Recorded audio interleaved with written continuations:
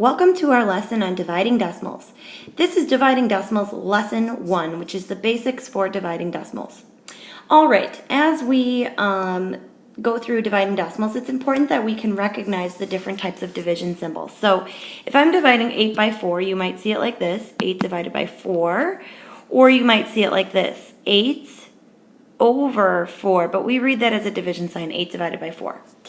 The other thing you might see is 8 inside of a bracket and then a 4 on the outside. Now I kind of call this the division house. That's not a math term, but that's what I call it. So the dividend, that's a math word. It's the number in the division house. It's the number in the division house. Okay. It's either on top or it's first. Now, when I say on top or first, I'm talking about, okay, it's first there. It's on top in our division problem there, or it's also the one that's in the house. So the divisor is the other number. It's the number that you are dividing by.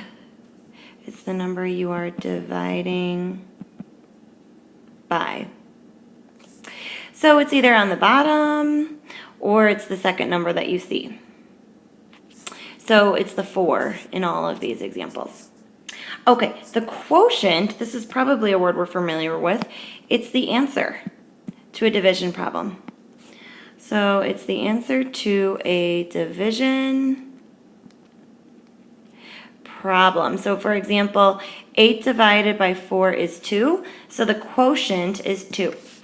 All right, let's go ahead and review very quickly how to divide a whole number by a whole number. When we see an equation or an expression written out like that, what we're going to do is create a little problem using our division bracket, or like I like to say, division house. 480 divided by 4. Okay, 4 goes into 4 one time. I'm going to be very careful that I'm going to write it just right above the 4. Okay, 4 times 1 is 4, so 4 minus 4 is 0. Now, 4 does not go into 0. That's a good thing. If it did, I did something wrong. So now I go to the next number. It's an 8. I drop it down. 4 goes into 8 2 times. Now again, I'm very careful that I'm putting it right above the 8. Okay, 4 times 2 is 8, so there's 0 left, and I drop down my other 0. 4 does not go into 0, so I'm going to put a 0. And I subtract, and I have nothing left. So my answer, or quotient, is 120. All right, moving on. Let's go ahead and look at division of a decimal by a whole number. So in this problem, it is 7 6/10 divided by 2. So the first number always goes in my little division house, 7.6, divided by 2. All right, 2 goes into 7 3 times. So again, I'm going to put it right above the 7. 2 times 3 is 6, so I'm going to subtract 6, and I'm left with 1. I'm going to drop down the other 6. 2 goes into 16 8 times. So I'm going to put my 8 right there. But my problem is not done because I had my decimal here, so I need to bring it up and put it right there. 2 times 8 is 16, so I'm going to subtract the 16, and I'm left with 0.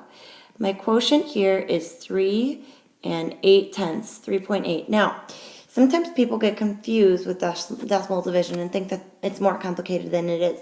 We're done. That's it. If you had $7.60 and you divided it, $7.60, and you split it between 2 people, you would have $3.80 each. So that's it. We don't have to do anything else with moving decimals or anything like that. So here's the algorithm, or in other words, the steps. Put the dividend, which is the top number, in the bracket, and the divisor, which is the bottom number. Sorry, that looks a little sloppy. So put the dividend, which is the top number, in the bracket, and the divisor, which is the bottom number, outside of the bracket. So that's what we did here. We put the top number in the bracket, and we put our bottom number outside the bracket. Second step, which I didn't do second, but you can really kind of do it at any point in the process. It is important to remember to do it though. So second step is put the decimal in the answer. So I call it raising the roof, straight through the roof. We had a decimal here, we bumped it straight through the roof. And then we're just going to divide like normal, just like we did in the first problem up here with whole numbers. All right, let's take a look. Dividing a decimal by a whole number continued. So same set of skills here. We've got this long number, 9 point, and I'll make that a little darker, 6417. Divided by 3. Very first thing, just so that I don't forget, is I'm going to raise this through the roof. I'm going to put my decimal right there, nice and bold so that I can see it. Okay, 3 goes into 9 3 times. 3 times 3 is 9, so I subtract, 3 times 3 is 9. So I subtract and I'm left with 0. Now I'm going to bring down my next number, which is the 6. 3 goes into 6 2 times. I subtract 6 because 3 times 2 is 6 and I get 0. I'm going to now drop down my 4. 3 doesn't go in perfectly, but it goes in once. So I'm going to put my 1 there and I'm going to subtract 3 because 3 times 1 is 3. Okay, drop down my 1. 3 goes into 11 only 3 times. 4 times would be too many. So I've got 3 times 3, which is 9. So I'm going to subtract that and I'm left with 2 and I drop down my next number and it's a 7. And luckily 3 goes into 7 9 times perfectly. And I subtract and I've got nothing left. That is my answer right here. So my quotient or my answer is 2139. That's my answer. All right, next question. First number, no matter if it's big, small, whatever, it goes in the division bracket, 1.475. And you'll notice I like to write my numbers, especially with decimal division. I like to write them a little bit spread out so that I can perfectly place everything over the each of the digits. Okay, so in this example, we need to be careful. 25 actually does not go into 1, but I do need to put something there. If it doesn't go in, you need to put the number 0. I'm going to bring my decimal through the roof. 25 also doesn't go into 14, so there's going to be another 0. But it does go into 147. Now, 6 times would be too many, so it really only goes in 5 times. 5 times 25. So again, what I'm looking at here is 5 times 25 is 125. So I'm going to subtract 125 from 147. 7 minus 5 is 2. 4 minus 2 is 2. Now, a lot of people get confused here and they're like, wait, 25 doesn't go into 22. That's good. That's a good thing. If it did go into 22, we did something wrong. So we'd have to go back. Okay, now I'm going to drop down my 5. 25 goes into 225 9 times. Perfectly, 9 times. So minus 225 is 0.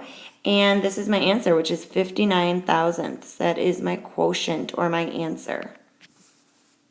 Okay, last type of problem that we're going to try today is dividing by a decimal. So either a whole number divided by a decimal or a decimal divided by a decimal.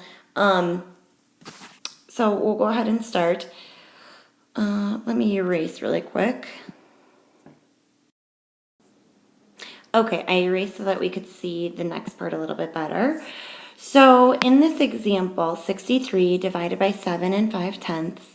Just like we did before, 63 goes in the division house, 7.5 goes on the outside. Now, we cannot have the outside number having a decimal with it. And the reason is, otherwise I'm just saying, okay, how many times does 7.5 go into 63? Well, I don't know how many times 7.5 or 7.5 goes into 63, and that's why I have to solve this problem. So, in order to make this problem easier for us, we're going to make 7.5 into a whole number. We're going to make it 75. But if we do that, we're going to also have to move this decimal 1 time over.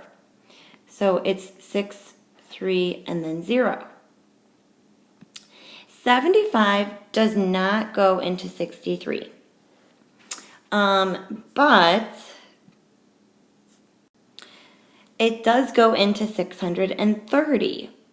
In fact, it goes in 8 times. So I'm going to put an 8 right above the 630. Now, on the side, I'm going to need to do some math. 75 times 8. 8 times 5 was 40. 8 times 7 is 56, 57, 58, 59, 60. So now I'm going to subtract 600. And I'm left with 30. Now, this is good. 75 doesn't go into 30. Now, the next part we're going to talk more about in another video, but it's called annexing a 0. You're basically going to put in a decimal here so that we can continue to divide.